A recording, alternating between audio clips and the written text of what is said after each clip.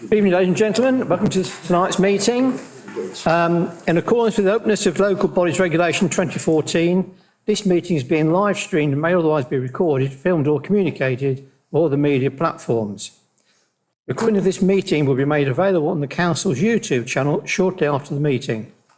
Both councillors and officers in attendance are reminded to make full use and speak clearly into the microphones available at all times. Reminder that mobile phones should be turned off or put on silent mode. Those present at the meeting should refrain from taking telephone calls. Thank you.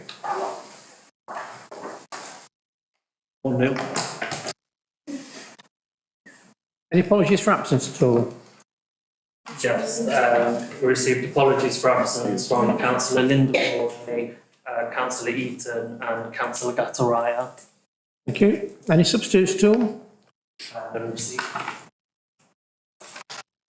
Declaration of interest. Anybody interested to declare? I think Mr. Naveed and Alan and myself will declare an interest in the selective licensing as we've both got properties rented in South Wixton. Yep.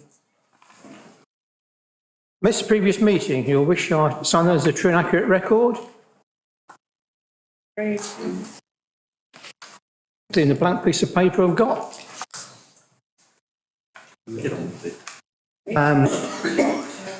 Action list arrived on the previous meeting.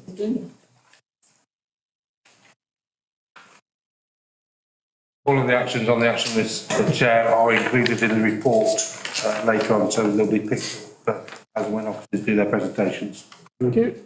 Can we put on the agenda for the next meeting, report on carbon neutral, how far we've got down the road for that, please?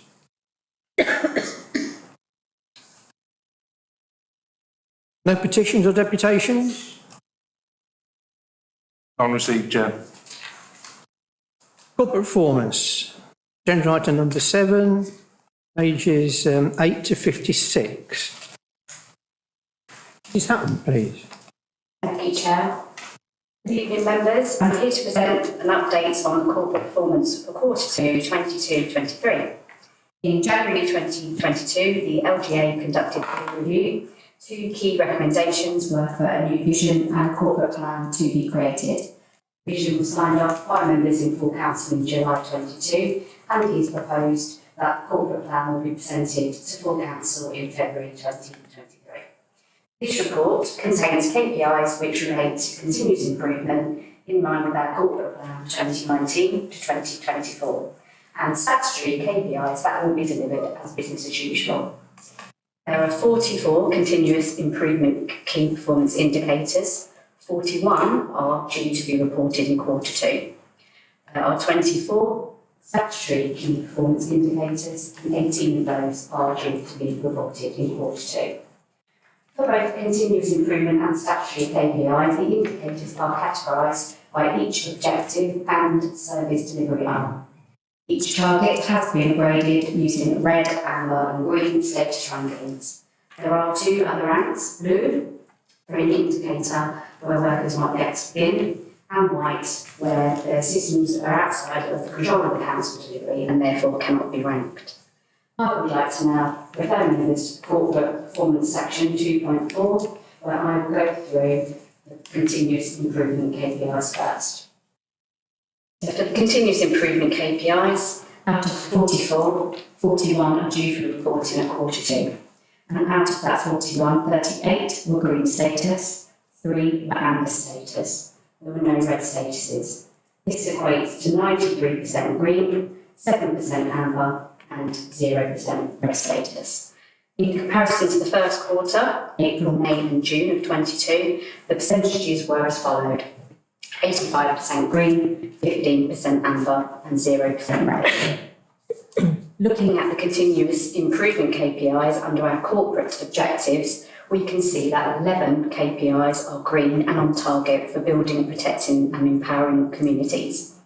4 KPIs were green, 1 KPI was amber for growing the borough economically, 23 KPIs were green and 2 were amber for providing excellent service. Looking at them from a department point of view, we can see that 13 KPIs were green and 1 was amber for the built environment team. 6 KPIs were green and 1 was amber for customer service and transformation. 9 KPIs were green and 1 were amber for finance and resources. All 10 KPIs were green for law and democracy.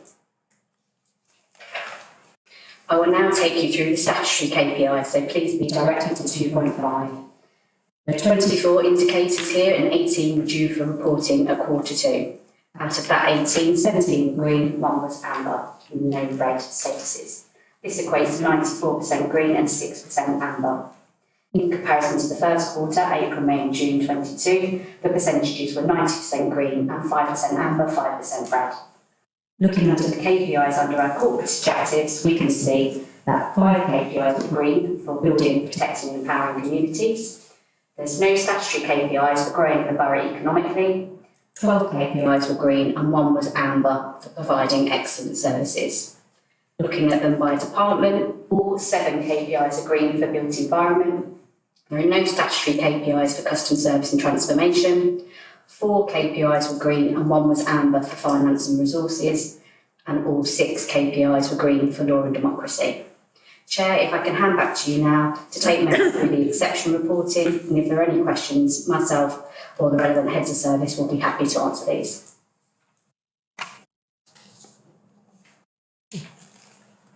Mr Boyce? Thank you, Chair. Page 13 going on to 14, providing excellent service, PES 15, council tax collection rate, target 97.5, forecast is amber.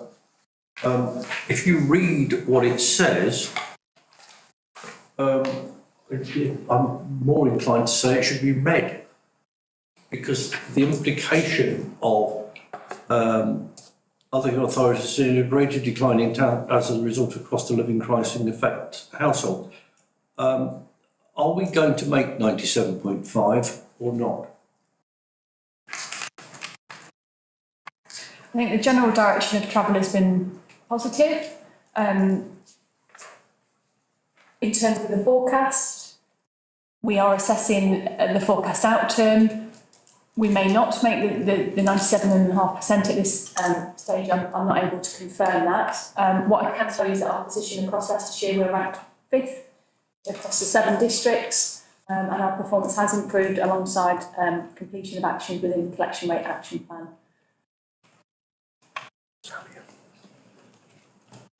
Okay. Ms Lloydell? Sorry, his mic's on. Oh, mic's on, sorry. Sorry. Mrs Hack?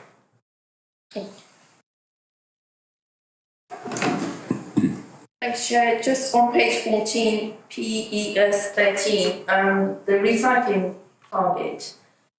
Do we visit that regularly? How is that set? Is it increasing constantly, or is it a static target? Has it always been 45% that we want to achieve? Just want to know. Councillor Hack, I can answer that for you.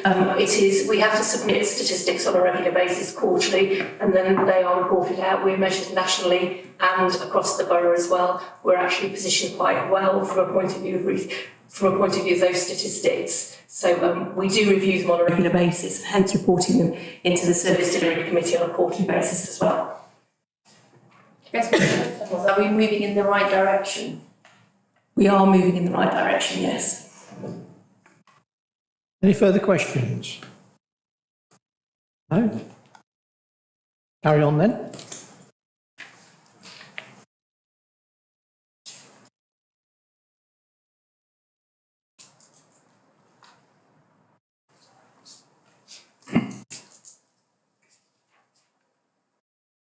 Yours, Trish. It's all yours. Any more to say? Okay, right then. I'm going to just get through Appendix 1 to see if they pick anything up on that. Starting at page 15. Planning, economic development, town centre management. Any questions on that? Mrs Hack? Chair, very quickly, just regarding the economic regeneration, do we have a plan B for the levelling up funding and the UK SPF? Mr Thorpe? Thank you, Chair. As such, we don't have a plan B because these are both government initiatives that we're seeking funding through. However, if we're not successful with levelling up from bid, then the UK SPF can fund some elements of that bid, particularly in relation to public realm. But we're currently waiting to hear back from the government in terms of our investment plan that we submitted for UK SPF. Chair, is that something that we can, I know it's to do with the car parking, so can we look at doing some groundwork regarding the spending some of the revenues that we generate from the car parking? Mr Gill? Thank you, Chair. The position is in respect of the income from car parking, there's going to be a full review once the car parking has been in place for 12 months, and that is a matter which is being addressed through PFP, and Councillor Charlesworth, the chair of that, has already asked for some groundwork to be done. Has to be borne in mind, car parking charges are not a revenue stream for general use. There are specific areas which the car parking charges can be utilised, and the first thing that the council is doing is recovering the previous 4 years that were spent out of the general fund, so that is permitted under the legislation. Mr Boyce? Thank you, Chair. Could you confirm when the original date for indication that the plan for UK SPF, whatever it's called, was due to be announced? I'm not aware of a specific date, but certainly we were advised it would be in the autumn. Okay, Mr Bentley? Thank you, Chair. Are we at a point where we can talk about collection rates? Yes? Not quite, Quite? but working our way towards it. Okay. Call me when we do. Yep. Okay. Page 16 is Housing Capital Programme, Housing Options and Homelessness. Mr Lloydell? Well, on page 17, 1, 2, 3, 4th paragraph, talking about the private sector letting scheme. The scheme is designed to encourage private sector. How do we manage, or how do we monitor the private housing? Is that going, like any potential business enterprise you might go into, there's going to be a cost implication to that? Do you know any figures or any costs that might associate with that particular scheme? Mr Thorpe? Thank you, Chair. No particular detail on any costs, but certainly the idea behind this is to enable the council to lend or lease some properties from the private sector in order to be able to provide housing for those people in housing. Come back, yeah. Started the scheme, I think it worked. Unfortunately, what happens is if you go down that line and you then have that partnership with private sector, private landlords, would you then have a duty to monitor how that is working and having to get the tenants from? There's some casework we've been dealing with. Mr Gill, answer that one. All right. Thank you, Chair. Thank you, Councillor Lloydell. We do have a private sector housing team, which is consistent with environmental health officers. They have a statutory duty to check on all HIMOs, houses in multiple occupation. And if you look at that report, it talks there, just above the Homes for Ukraine, of the services that they offer. In particular, in South Wigston, we have the licensing scheme.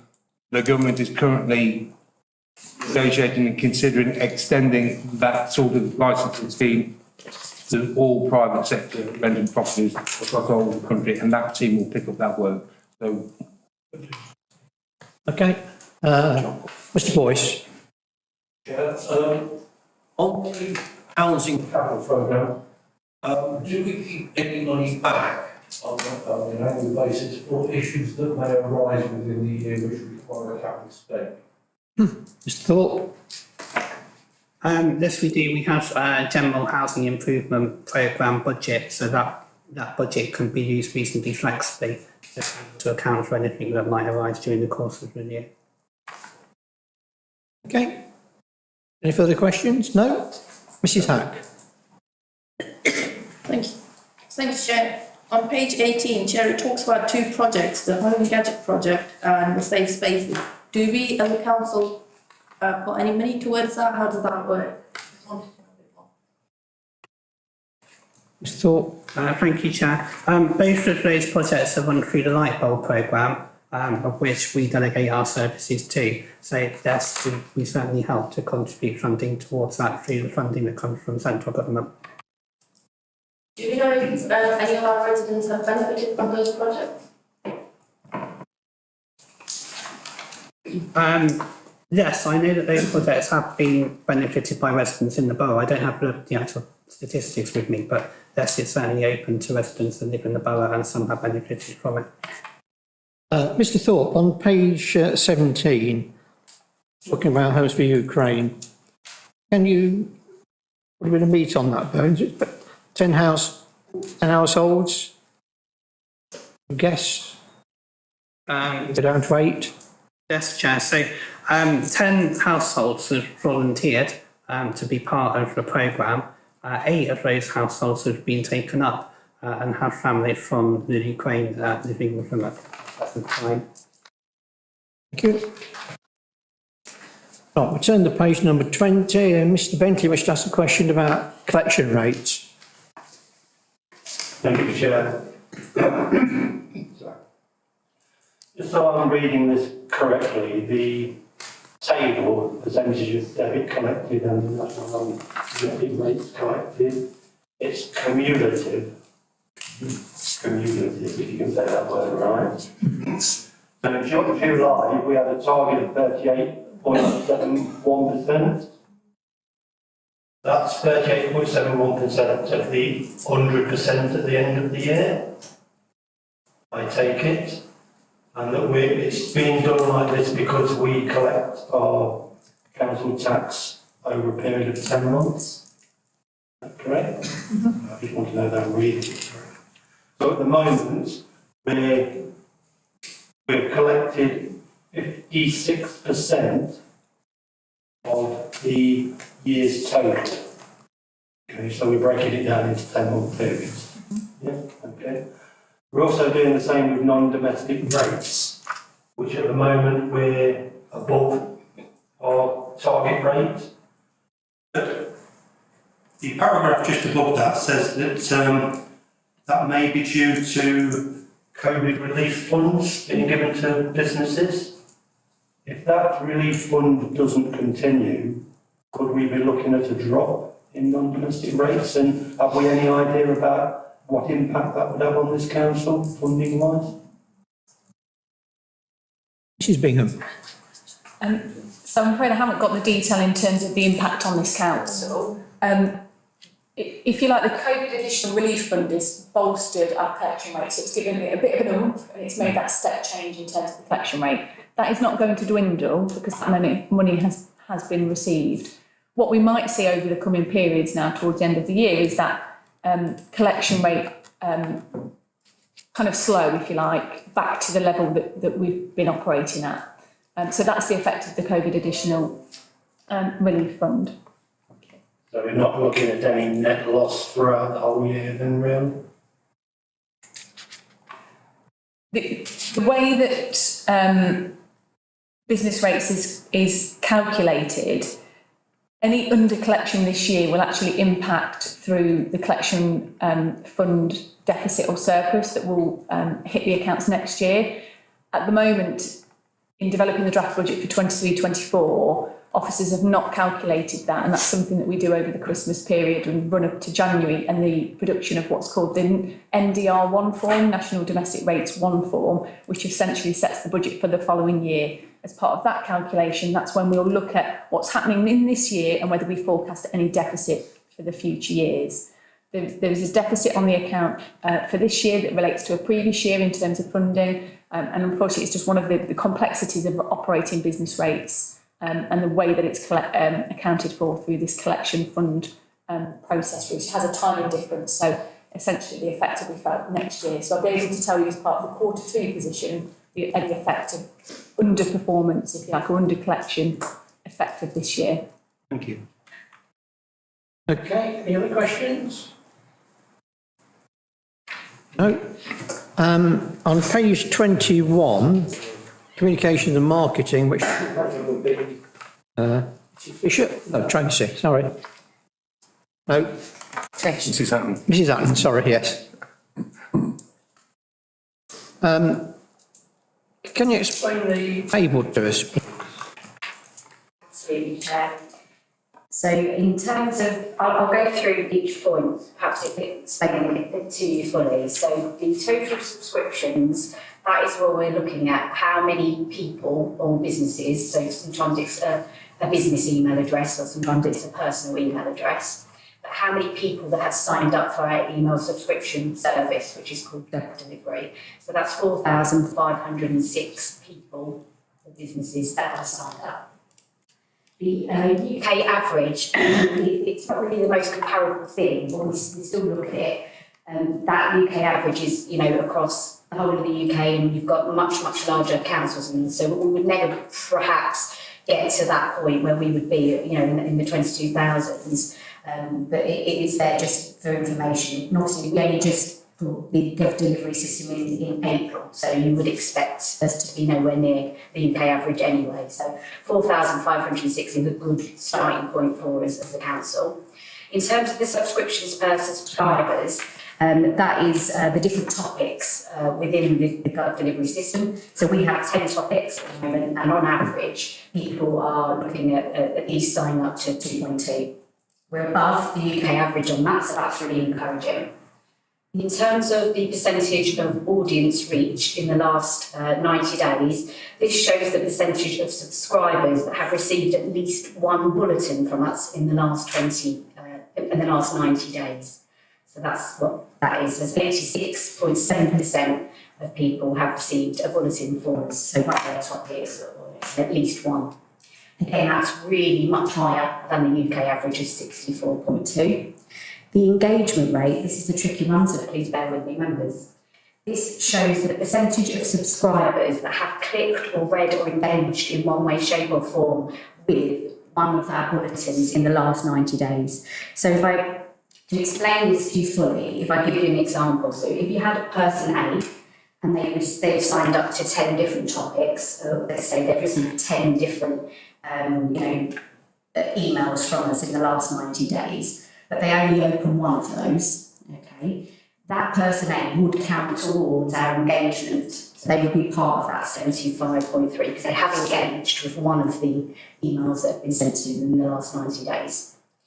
The open rate, the bottom one here, if you take person A who had 10 emails, and only opened one, what they may choose to do is maybe one of the topics wasn't particularly interesting to them, having a busy day, they might have deleted that particular bit without reading it. So the difference between the engagement rate and the open rate is that the open rate is measuring the people that actually open and click into the emails. So that's 47%, which is quite a bit higher than the national UK average. So what that is showing us is really positive, that the people, that 4,500 people that are signed up, they are actually opening the emails that they're receiving. They're not opening everyone, which, while we look at the engagement part, the ones they are opening though, 75% are actually engaging and clicking and reading and they're spending some time in that particular email.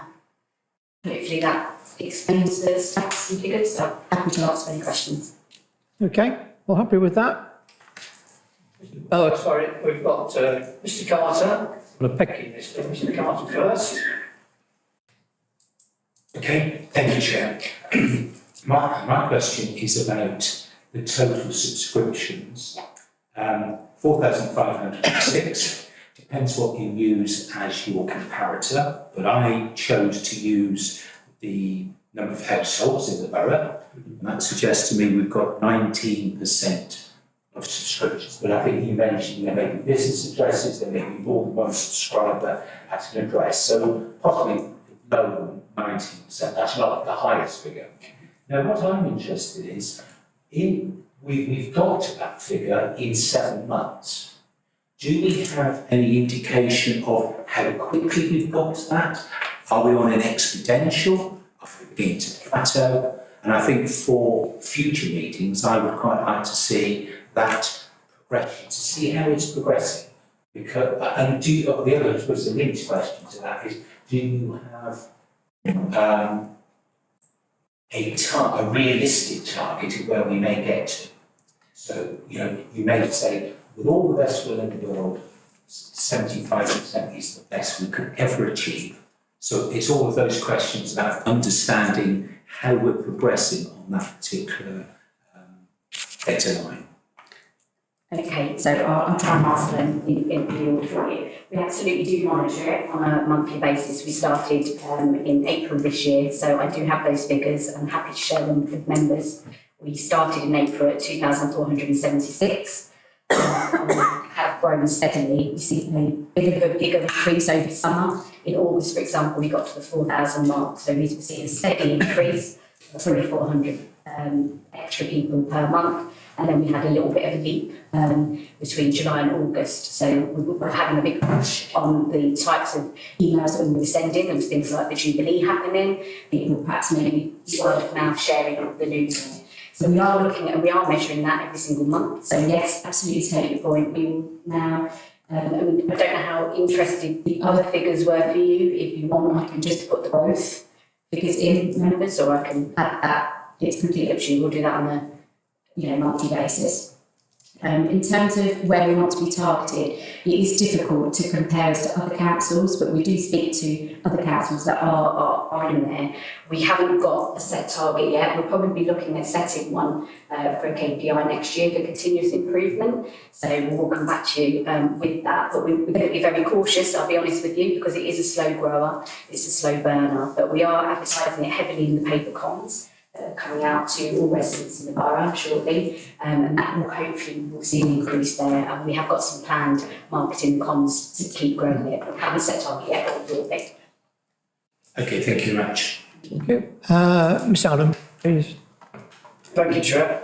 My question is, well, I've got two questions. The first one is, how many of these subscriptions, or what percentage of these subscriptions is relative to the local population? For example, how many people are we targeting? How many numbers of subscription people are subscribing to this that we are targeting? What's the total population? Is it per household? Is it the number of people that live in the borough? Is it the number of people that engage with, let's say, the citizens panel, or the community voluntary sector, or the council news, or health and wellbeing? What percentage of the total population are subscribers? That's one question. And the second one is these subscriptions, are they from people within our borough? Or are they, how do we know that these people are subscribing to people or residents within our borough? So what's the total population, and how many of these people are subscribing within our borough? So to answer your first question, it's difficult to give you a full indication of the total percentage. Obviously, we know how many people live in the borough from census information, but that includes children. They won't have email addresses, they won't, obviously be subscribing. Also, you will find that in some cases, in a household, only one person will subscribe, and they would be happy to share the news. Some households, three or four people may subscribe. So it is very much a user choice, really, rather than us knowing exactly how many possible subscriptions we have. So we probably wouldn't focus on that in terms of that. In terms of, I beg your pardon, can you just remind me what your second question was?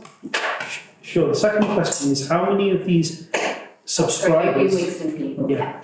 Okay. Again, we can't effectively monitor that to a degree. It's people that are using our website. It's people that are clicking on it. So they could potentially. There's nothing to stop somebody who didn't live in Oban, Wixon to prescribe it. But the news and the events and everything that's in there is they'd have to have an interest in the borough to to be continuing to be subscribed. But we can't stop somebody from London, for example, going on the website and signing up. It would be impossible. The only data we have really is the person's email address.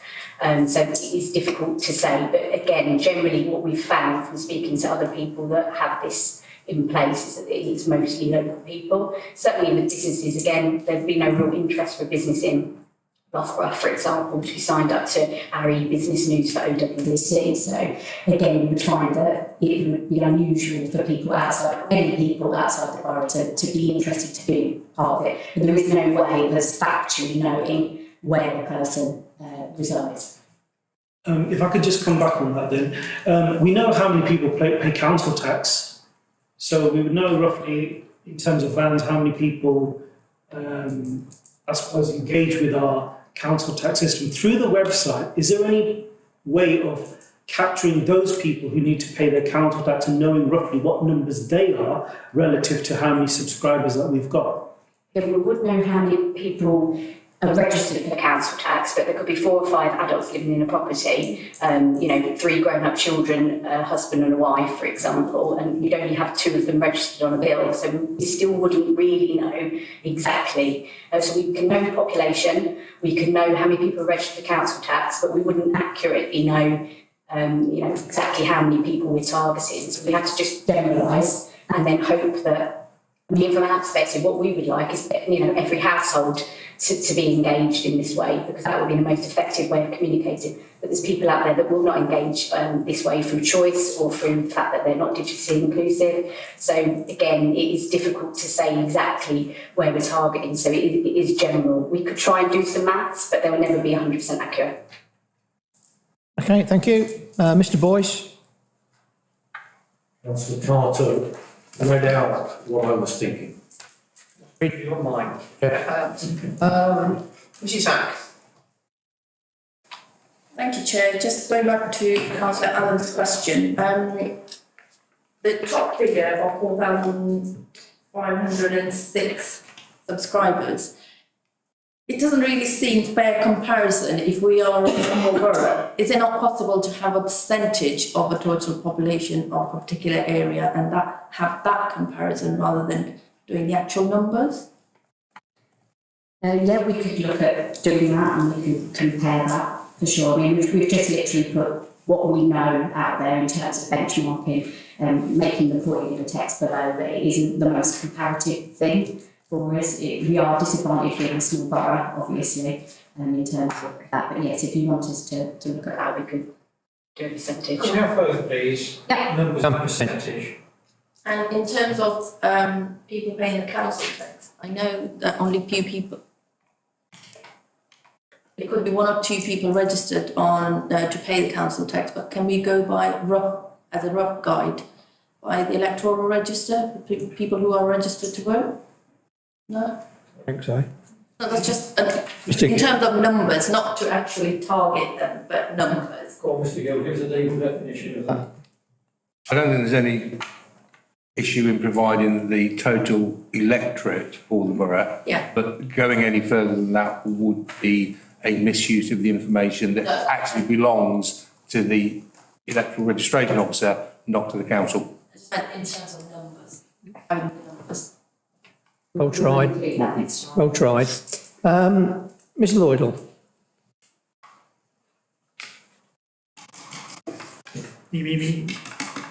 You're dead.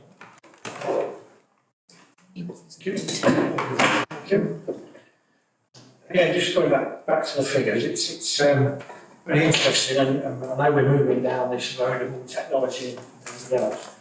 But also there's a cost to it all, there's a value to all of that. When you think about when you lose the papers, somebody puts on there, the total cost £6,000. I don't feel guilty about that. It forces me down onto the laptop, but equally we need value for money. It costs so far to get to 4,506. What we need is a unit cost for each person. If you spend £10,000 on 4,000, well, a unit per cost, isn't it? So are we getting value for money? What's the value of this anyway? What value do we get from that as an authority? Just a simple question. It's not as in any way before, but I have to get into the end. So what value does it give residents out there or people as a council when you're making the cost of it, and what do we get back for it? Well, that's simple. these figures, and that we can see, monitor whether we are getting value from them. That's all, thank you. Ms Hutton? So in terms of the cost, I can't give it per unit, councillor, but I can give you a comparative. So the paper comms that we sent out recently for the tube per year is £16,000 for two paper comms per year. But the gov delivery system is 5k for the year for the whole system. Obviously, it's staff time that we would need to consider as well for both. But yes, it's in terms it's quite a reasonable tool. And in terms of what we get out of it, for those people that do want to engage that way, they're getting instant, quick, immediate information, and we're able to target people really effectively. So, for example, we hope that we will grow the tenants channel in there. So if there was a situation, where we're replacing the roofs of Bolt Crescent, for example, we will be able to target those particular people, and they're the only people receiving, that particular email about, something that's very specific to them. And that will save us a lot in terms of paper costs for letters. It's quick, it's immediate, it's instant, but obviously it does rely on people subscribing, which is where our focus is. Useful to get that unit figure. Okay. Okay. Right. Thank you for that. Moving on.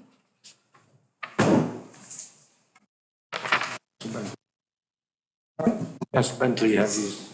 I'm sorry, Mr Bentley, sorry, did you? Said he was moving on to press releases, I take it. I am indeed, yes. So can I ask a couple of questions? Yes, go on then. So between July and September, we issued 6 communications to protect the Leicester Mercury and other news channels. Can I ask how many of those were actually taken up, and do we get any form of feedback regarding them? Unfortunately, I don't buy newspapers because I think they're, apart from this, they're fully rubbish, basically. I don't buy them. But I do interact with Leicestershire Live and see the odd post. So, how many of these are taken up? Like Mercury or other newspapers? And do we get any form of feedback from them? i.e., how many people interact with the Leicester news, internet, whatever you like to call it, Leicestershire Live? So all of these were picked up, Councillor Bentley. There's links in the document if you wanted to see any of the articles. They're all there, so they were all picked up. That isn't always what happens. Sometimes they don't pick up the stories, but in this particular case, all of them were picked up. In terms of the interaction, the communications team do monitor that and have a look at that. Some things get more interest than others, but yeah, they do look at that, but we don't get any feedback from the Mercury themselves. Okay, thank you. Moving on, page 23, anything on there at all? Refuse and recycling? No. Page 24. Law and democracy update, anything on there? Excuse me. I had a question on 24. Yes. On page 24, there's a chart, and this is me being pedantic. I added up the percentages of green waste, recycling, refuse. And in every case, it came to 96.5% or there or thereabouts. Where's the remaining 3% of waste gone? Now, who's going to pick that one up? Sure. Madam Chair, I think it is me. And I will have to go and investigate that, Councillor Carter, and come back to you on that specific point, if that is acceptable. That's fine, thank you. It's 103, I'm worried. It's 90, not so worried. Okay, on page 25, private sector housing, any questions on that at all?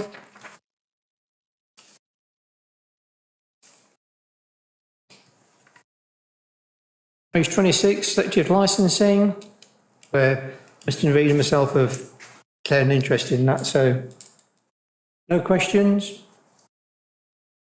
Corporate assets, any questions on that? Any questions about the cemetery? Voice? I've raised the issue of the statistics with the relevant officer. I'll let you share that with us. The statistics with regard to Q1 were in the previous report that members saw. And just off the top of my head, it was 15 burials, around about 13 interments, and 7 or 8 scatterings of ashes. So it's a very similar level, it's sort of fairly constant. There's no issues at the moment, and we are managing to provide the service, although we only have 2 staff that do it. Okay. The issue I have, Chair, is more about where it fits into the wider context of the borough, its health and so on.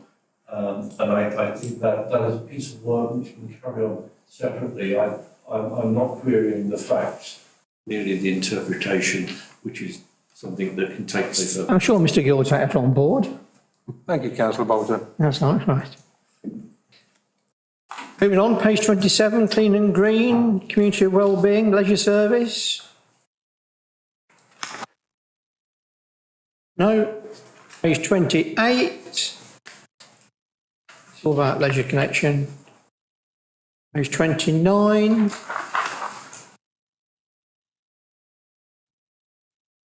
No. Page 30, Health and Wellbeing and Youth Engagement. No. Antisocial behaviour, community safety on page 31.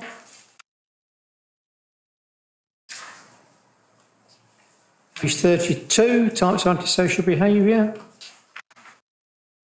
The map where it's all taking place.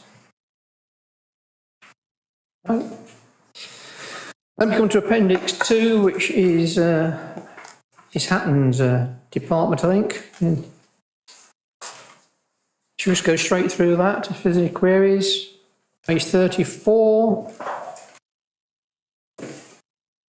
Page 35. 36. 37. 38. Page 39, I never quite understand that one, but never mind. It's on Appendix 3.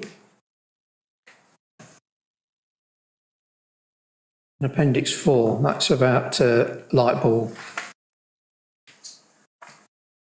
Appendix 5 is the Environment Working Group, what they bring up to. Any queries? Page 42 and 43 of the events calendars. You'll note there that the Mayor's Christmas Carol service is on Wednesday the 14th of December. Be nice to see you all there. Hint. There's some leaflets on the table. There's some leaflets on the table. When you go out, please take a leaflet with you. Spread them around the borough. Appendix number 7. Can I just add one thing on that? If you are going to be sharing these leaflets with people, it's free, but it's ticket only, so that people will need to register for a ticket in order that we can organise the appropriate catering to be available on the night, because there'll be a barbecue with various other goodies on offer.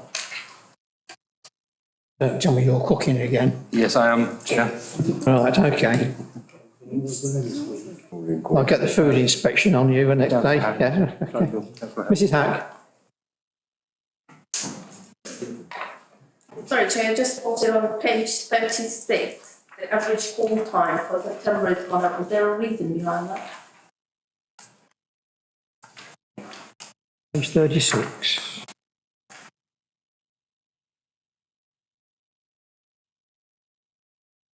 Has it happened? Any queries? No? It has gone up marginally. It's generally just due to leave around the summer period, really. A lot of the team take leave in August and September, and so we'll start seeing it coming back down towards those months. Appendix 7 on page... Sorry, Chair, just quickly, can I come back on that?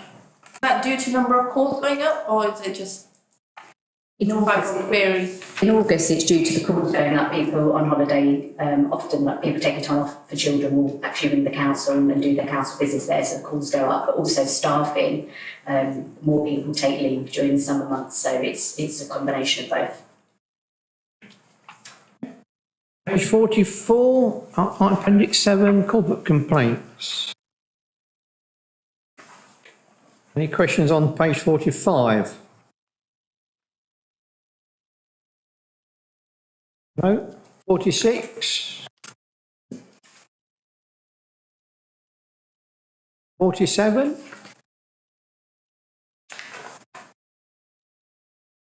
48? 49? 50? 51?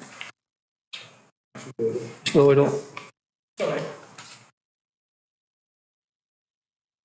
I've marked it as I thought I missed it myself, so it's only page 47. The guidelines, so now it's just a bit of a topic. But perhaps, just an idea that you might float by is that I did something over the Saturday, and being waste collection. And what the group have done, because the houses are the way being built and so on, and small gardens, what they've done is got together, 3 of them got together, the houses got together, and actually purchased a green waste bin. That's something that you might want to consider marketing to try and increase usage of that particular service. So I'll name it on that one, just in case. It's a good idea, people are doing that themselves. Does that make sense? Marketing strategy that you can use. I suppose for some of these modern estates with very small gardens, it might be up to them to do that, though, not just to try and organise it. We can merely suggest that is a way forward for people with small gardens. Not suggesting you do, I suggest you could market it by the technology you've got, we keep telling how good it is, let's use it and see if people take it up. Simple. Councillor Noydle, I think that's something to take of note.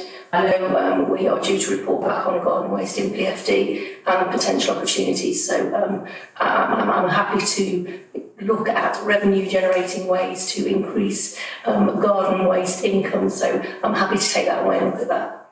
Just an idea. Okay. Page 48, 49, 50, 51, 52, 53, 54,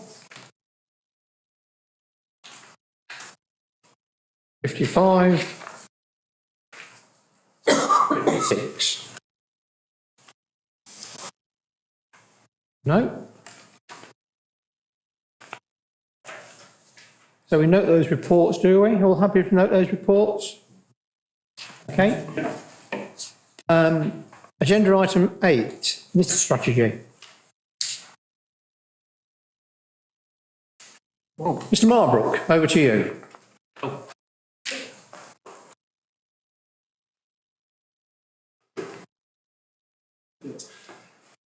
Right, okay. I understand that the report was brought to committee on initially on the 6th of September, resulting in a request in June when we supplied some information on litter and bin emptying in the borough.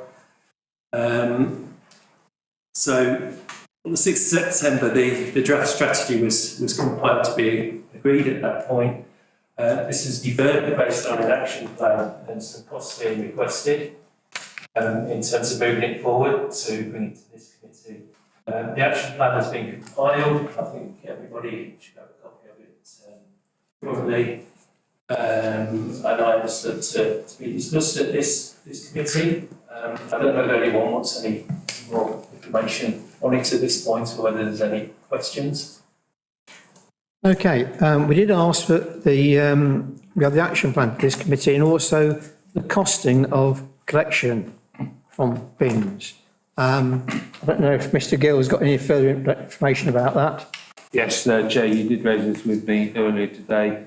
The cost for the clean aspect of the Clean and Green team is budgeted this year at £254,480. Okay. Going through the report, would you like to explain regarding the staffing levels? Because according to this report, on page 66, 2 vacancies, one of these posts have now been deleted from the service. That's correct. There was a retirement earlier in the year when one of the operatives retired, left the authority, and it was utilised as an opportunity to use that funding to balance the budget for this year. There are 2 vacancies that are outstanding, one on the clean side and one on the green side, which we are currently in the process of looking at the job description to try and ensure that we get the appropriate recruits. The position is that there has to be a flexibility between clean and green. So if somebody on the clean team is absent on leave or sickness, and they are the driver of the little road sweeper or the big road sweeper, we need to have somebody on the other side that can pick that up. And currently we're having difficulties because not all of the operatives have the appropriate authorisations. So one of the things that Mr Marbrook is looking at is a skills matrix of the staff to ensure that we have appropriate trained staff so that we can provide a more effective service going forward. Okay.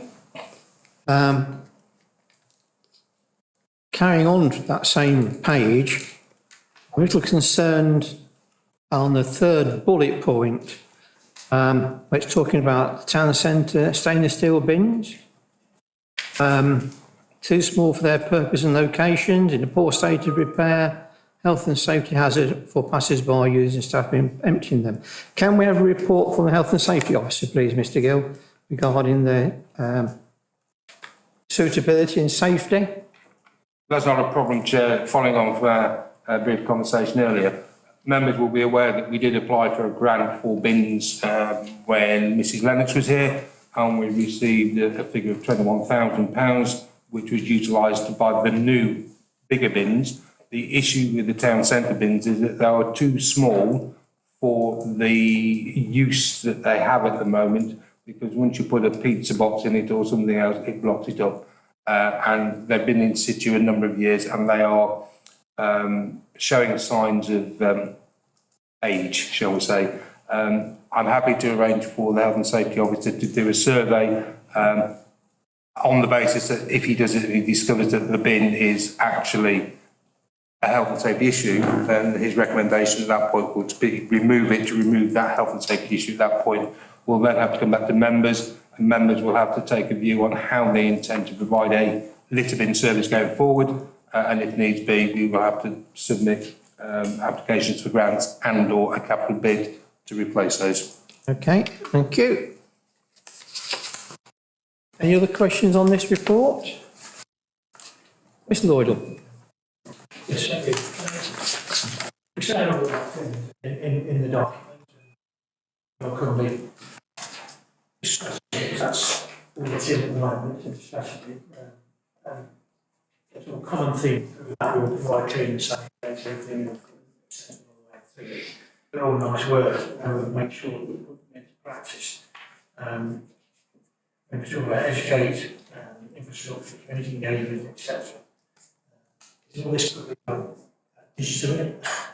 Is anybody going to go out there and meet people and do it, or is it all going to be through digital contracts and whatever it is you've got?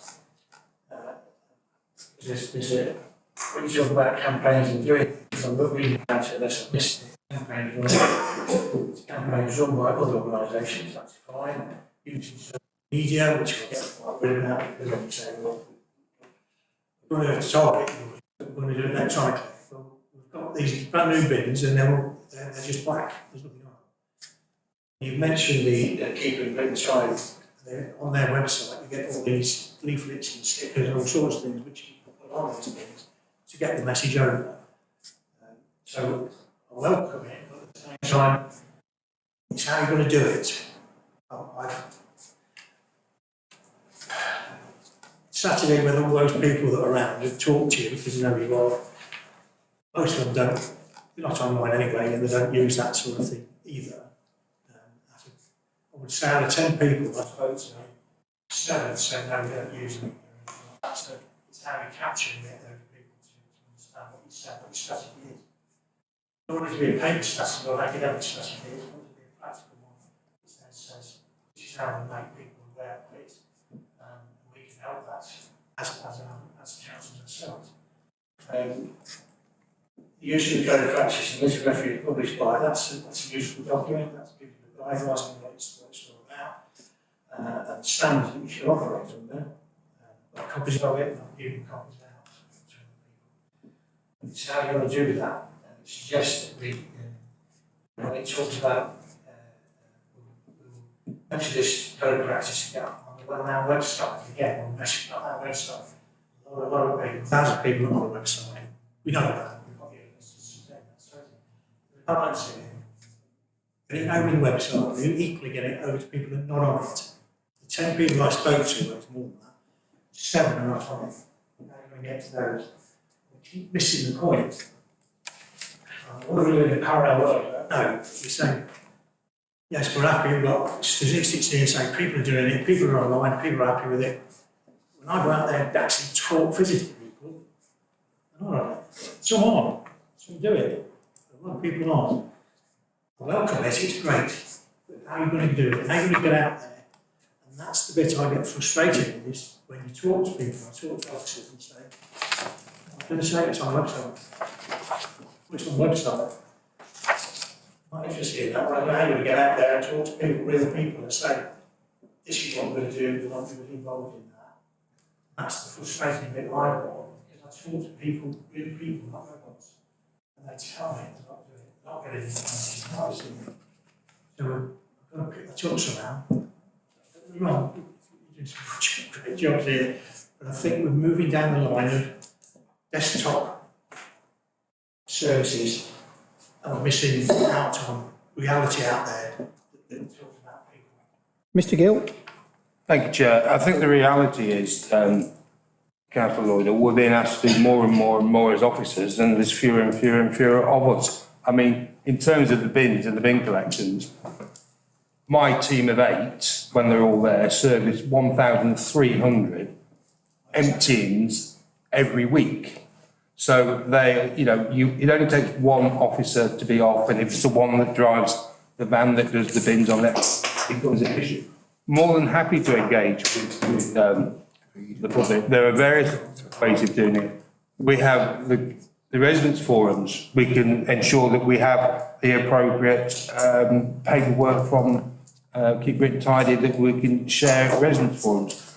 We have the youth engagement that we can share it. We have the senior citizens that we can engage in.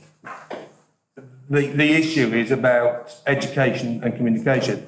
The reality is that evidence has shown that where bins are removed, the level of litter reduces because it engenders a sense in people of the fact that they have to take it home.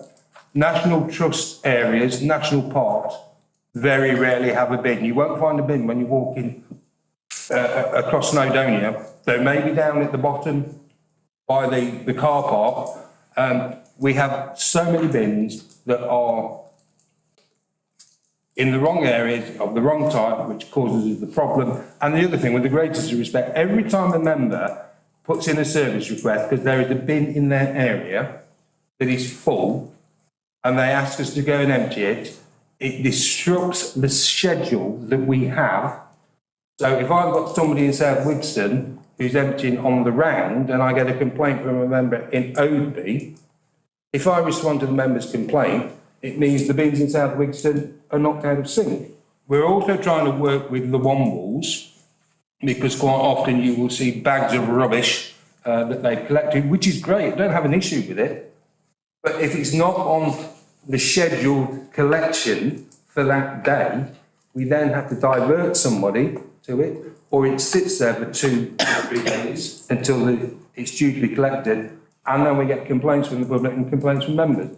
So it's about everybody in this room and everybody out there all approaching this in the same direction. We are endeavouring to do as much as we can, but I'm saying it's a small team. It's going to be a slow progress, but if members want leaflets to deliver in their wards about bins and rubbish, that's fine, we can source them. But I personally don't have the manpower amongst my team to go and deliver those leaflets to every property in the borough. You misunderstand me, you're not really saying leaflets to everybody in the borough, I'm talking about your bins, where there's an opportunity there to put the stickers that are free, I think they are, you can stick on them and say, I will be saying, not less than that often. Would you like to please take your litter home? That's where I come from. So it helps what you're trying to achieve. I agree with you wholeheartedly. But the other option on that, the other option on that, Councillor Woodall, would be, do we go down the route of looking to see whether or not we can engage with somebody that's going to sponsor the bins, who's going to provide us with an income which will help us to do further works on keeping the borough clean. But in order to do that, we don't have an advertising policy as far as I'm aware. We would have to create one so that everybody that wanted an opportunity of advertising on the bins or the bus stops, whatever, would be on an equal footing when they made their application. Right, moving on. Mr. Adam. Thank you, Chair. South Leicestershire Littering Rules, absolute fantastic group, really need to be commended for all the hard work they do. And whenever they do a good job, they leave a massive amount of rubbish just behind, which then sometimes other people come in, fly tip, and you mix all the rubbish up and you don't know what they've done and what other people are just throwing into that. I just really want to know two things. One is, how do we work with the Leicestershire Litter Wandles to ensure that there is no fly tippers, and have we prosecuted any fly tippers in the area in the last few months at all? We work with them, we provide them with bags, they fully appreciate, or should appreciate, what is rubbish. The difficulty is that on occasions, what they collect is not litter.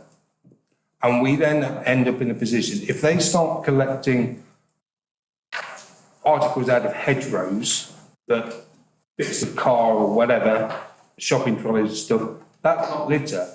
So we then have to take that to the tip. And every time we take that to the tip, there's a charge, which I think is about £40 per tip. So we need to ensure that they themselves are fully aware of what it is that they should be collecting. There's also issues on occasions that, because they're spread across the south of Leicestershire, if they go picking up the A6 all the way up to Great Glen, well, half of that rubbish is not ours, it's Harbour's, but it all ends up back on Oadby because it's convenient for them. We've had complaints where people have been litter picking and then complained that we've not picked it up from Ayleston Lane, Stainsbury Avenue side. Well, sorry, but that's not us, that's the city, and it's trying to ensure that we have this coordinated approach. And in terms of fly tipping, yes, we've recently issued a fixed penalty notice to somebody for fly tipping.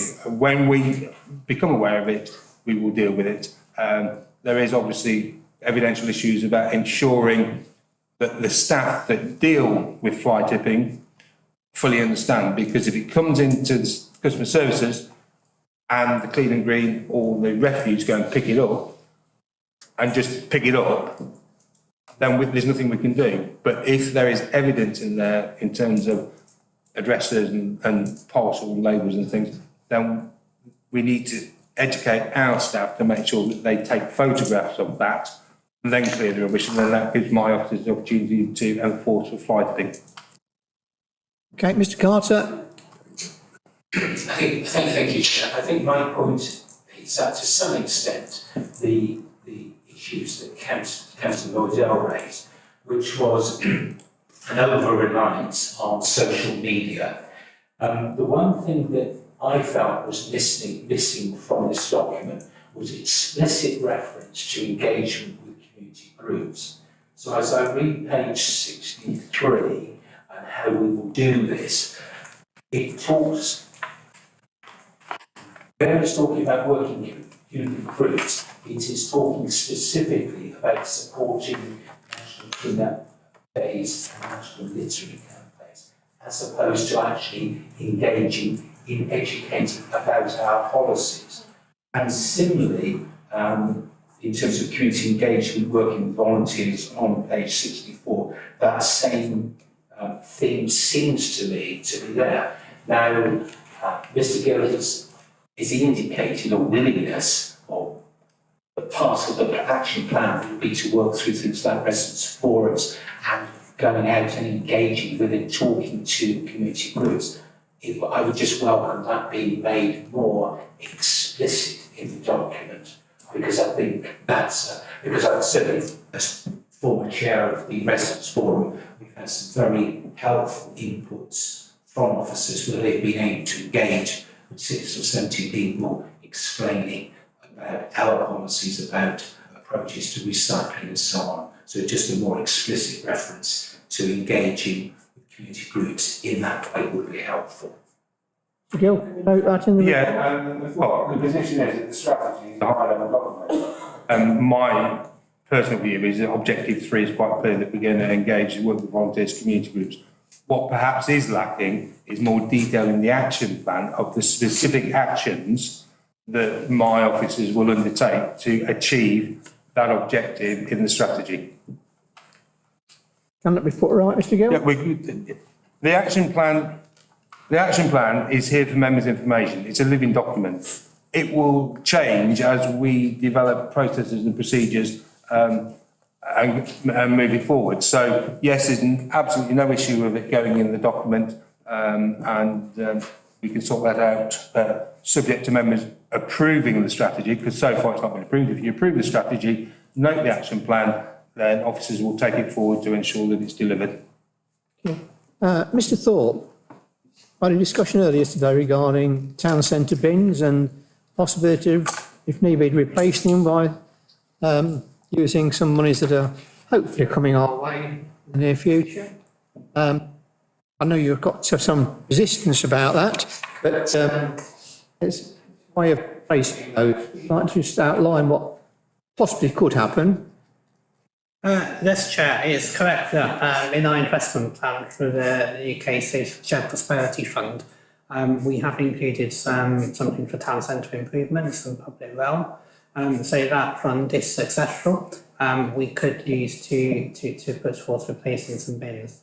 The point I have made though is that the overall aim of the investment plan is to bring forward bigger public realm projects. So members would probably wish to make a decision as to whether they wanted to use that money for maintenance and replacement or something bigger, perhaps potentially more changing in Wigston Town Centre. Maybe. But it's an option we could use. Members could make that decision if it was brought to us. Thank you. Yes, that is correct, Chair. Mr. Lloyd? Yeah, sorry, I don't want to be the one, I don't want to undermine anybody or think I'm being pedantic at all, but when this came into being many years ago, one of my jobs with the legal advisor at County was to go around all the schools and all of them to introduce, transfer notes, what this was all about, what their job involved was. When you mentioned shopping trolleys, that was a big issue, and the shopping trolleys become if you look at the code of practice, there's a separate document, and it's litter, it's classed as litter, and it's very difficult when you see one, what you do with it.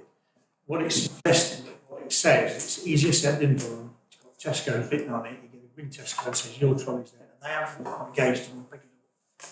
That is very difficult to do, but I accept that.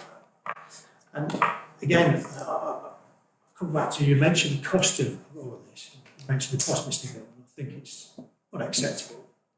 It's not. I don't know of a local authority that drops it on the floor. I don't know if local authorities spend all this money trying to pick it up. Discussion to try and educate people. Actually, we need to look at reducing the bins as and when we can. I know some people are arguing that, but I accept what you said, Mr. Gill, about saying when you go for a walk where the bins are, and there's very little litter.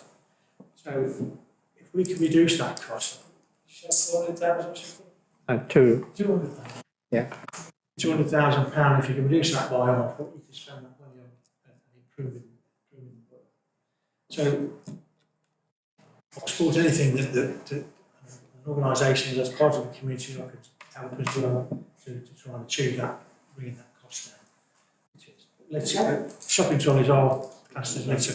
We can use a company called Trolleywise to actually come and pick them up. If you notify them on a phone, they'll actually come and pick them up. Apart from Farm Foods, they don't pay into the system, but all the other supermarkets pay into the system.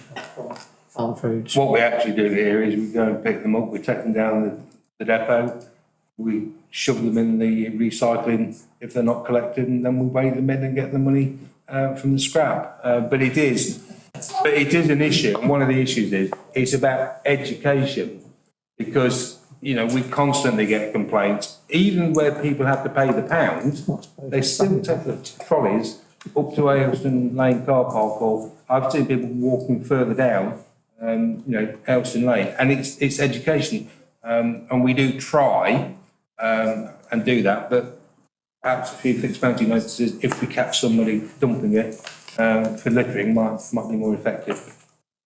Okay, anything else on this subject? So we're asked to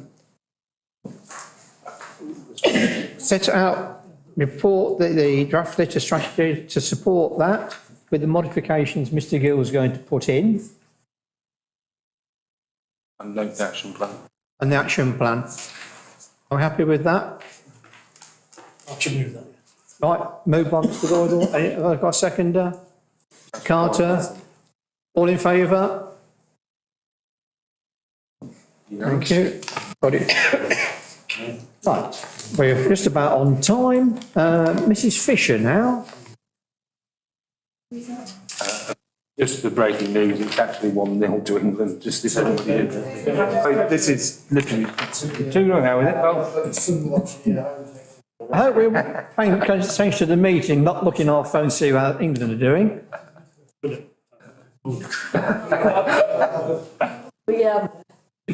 Councillor would like a comfort break. Right, 3 minutes. No pressure. Mrs Fisher's presentation is 15 minutes. I aim to finish it by 8:30. Well, so, given that this is the presentation with no vote on it, I would suggest that you just carry on and Councillor Allen could pick it up when he comes in. I mean, it's not that no, we're we'll going wait to for vote. Mr Allen to come back, see if, don't miss out on anything, do we? Got a cross-legged dog. Yes. Sorted out. Yes. Of course, Mr Gill could always leave if he wishes to now, leave us to it. The only problem is the way it's going, Mr Gill will be locking up this evening. Why don't we want to give up? No, I'll be locking the building with you inside, Councillor Boyce. Yeah, thank you very much.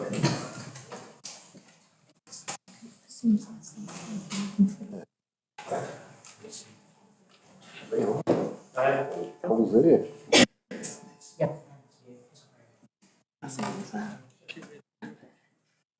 Yeah, you got that.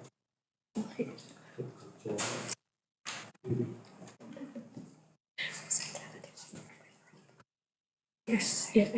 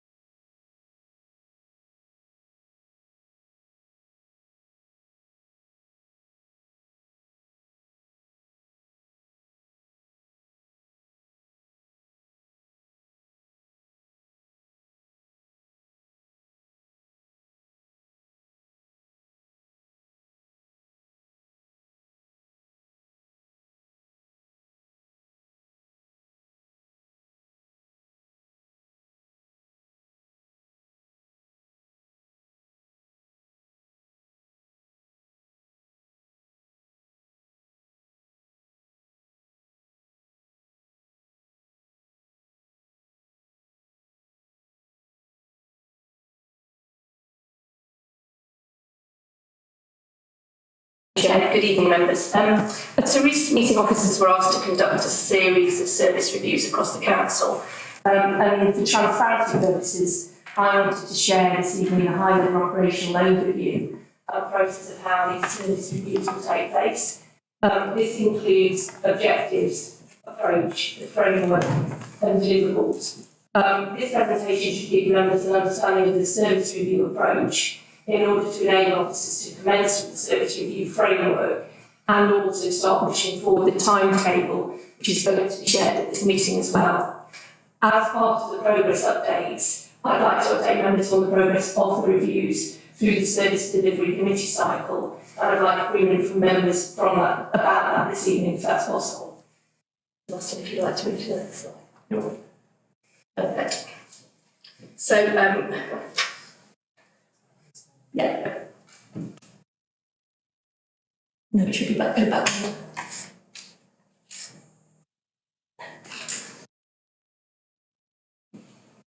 Interesting. Right, I will have to read from this because this is a different presentation than I've got.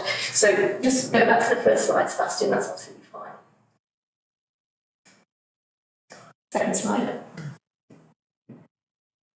Apologies for this, members. So this is we'll switch the presentation right around and I'll work from the screen. So I just wanted to talk us through the benefits of the service review. So basically the benefits for members to see this are it provides a full diagnostic picture of how our services are currently operating. It allows to give you clarity and evidence to identify where issues are with the service. It will bring all stakeholders together, so that's from the point of view of all the parties internally, externally, and teams within the council and any external providers that potentially we will have to utilise to drive those service reviews forward. It creates a complete set of design principles which at this moment in time we don't have as a service review approach. It will also improve our customer service as well. So from a point of view, members will already be aware that we have the customer experience out to consultation at this moment in time, and therefore part of that will be to feed into this how our customer service strategy looks. So Sebastian, if you want to move to the next slide.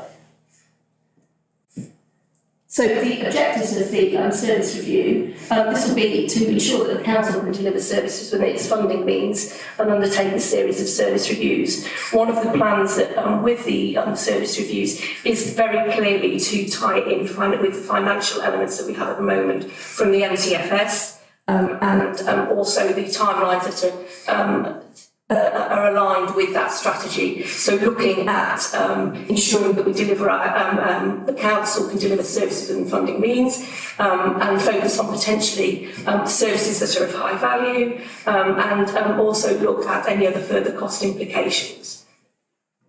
We'll also look at the waste elimination in the workplace and improving efficiencies, so making sure from a transformational perspective that actually we look at improving our efficiencies and processes and systems within the council as part of this process and as part of this service review.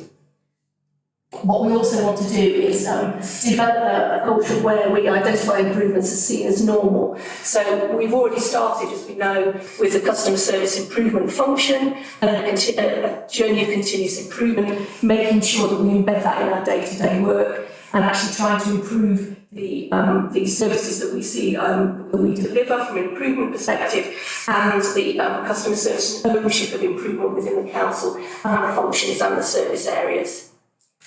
Sebastian, do you want to move to the next slide? Thank you.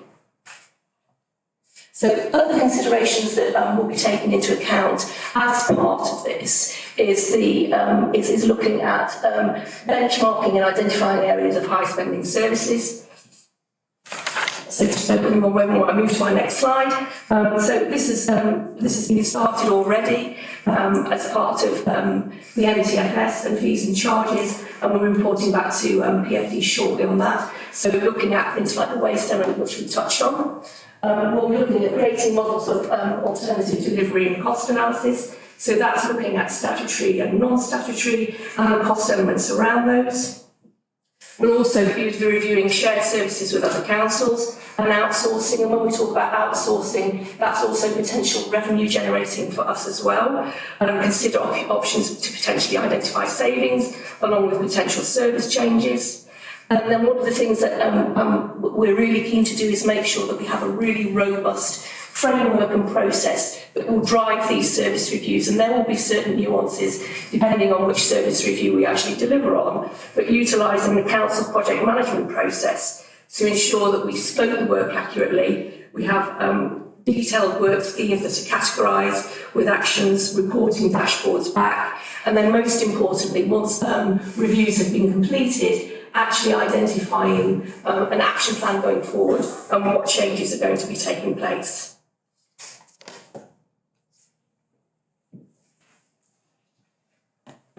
So other areas of consideration are scope that ends with review with stakeholders, from employees to service users, and once the scope of the review is established, understand who needs to be involved around those. Next slide.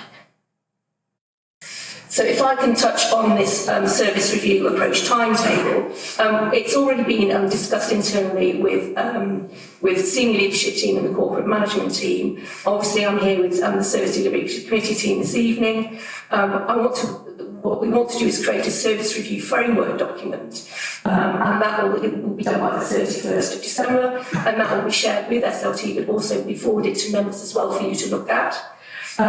One of the other areas we're looking at is create a priority list of the service areas to be reviewed, taking into account both internal and external factors, and that will be by a weighting mechanism. There will be some subjective elements that we will feed into, but clearly some areas, and then that weighting will actually then decide which service area we'll review first. I think it's important to know we've done an awful lot of work over the last year with regard to waste.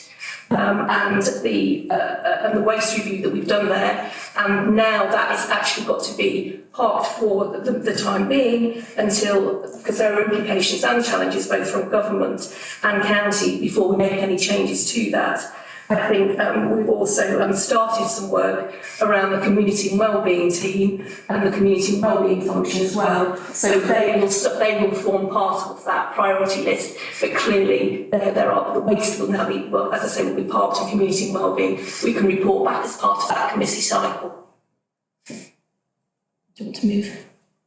So. This is the element of where we talk about with you about the framework and the deliverables. From a point of view of framework, what will it include? And this isn't the slide up there, so apologies for these members. So the framework document that I'm talking about. So we're going to review all the service levels and standards, and that'll be looking at the quality of some services, reduce or increase the ranges of services and resources. We're going to look at optimising service delivery methods and resource and uses. So again, I talked about transformation earlier on. We're going to explore opportunities to innovate and continue the transformation journey with those processes and systems. We're going to look at potential opportunities to generate income as well as part of these service reviews. We've already started that. Members have obviously had information around that with the Dragon's Den and the value for money work that the officers have been doing. So include that in this part of this review. We're going to explore the opportunities to provide services in partnership with other organisations. And then we're going to plan for the future requirements. So one of the things I touched on earlier on was waste and potentially implications from government. We need to take in legislative requirements as well, and what those implications are when we do those service reviews. So really in-depth service reviews across the whole of the council, using a weighting system and a priority list system of where potentially it's high spend, but also service to customers, the impact to customers, for example, revenues and benefits, etc., and deciding which function we look at first. And members will be told on the priority list of where those service reviews will take place. So, apologies, members, that was not a presentation, that was my first iteration. So there's a bit of ducking and diving going on there with the slides. I think what would be beneficial for members is to, not just for the Service Delivery Committee, is for this to be, the correct presentation to be delivered through the members' bulletin and the communication. There's only one slide which is different, which is the framework, which I'd like to mention. All the other details remain the same in there, but just the information I've gone through around the framework is not included in that presentation. So if a member's in agreement with that, I will make sure that that goes out this in the communication on this Friday. Has anybody got any questions? Any members got any questions on that? Very brief overview. Mr. Boyce? Thank you, Chair. I'd remind everybody when any organisation reviews things, it often means it looks at people. And therefore, can I remind you, please, this has to be done with the right consideration for people.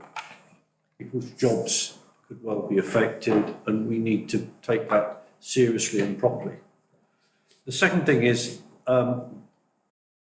quite rightly, it was mentioned about statutory and non-statutory services we deliver. The absolute truth is, the line between statutory and non-statutory is actually a movable feast in many cases. And it also is a feast that distinguishes between this council and others. Therefore, can I ask that whether it be formally or informally, as these reviews proceed, members are involved in discussions about that limit of what we would like to do as opposed to what we should be doing.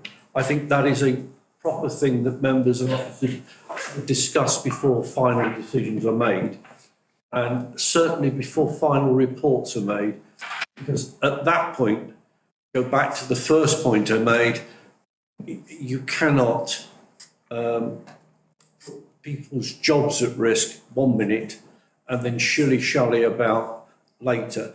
We have to be quite clear at the point of it becoming formal, that work has been done properly. So the consultation between officers and ourselves needs to be done first. So beyond that, brilliant report, thank you. Mr. Lloydall? I accept what he was saying. What he was saying about members will be kept informed through the bulletin. I've got another life outside of that, so I don't always get on it and look at it.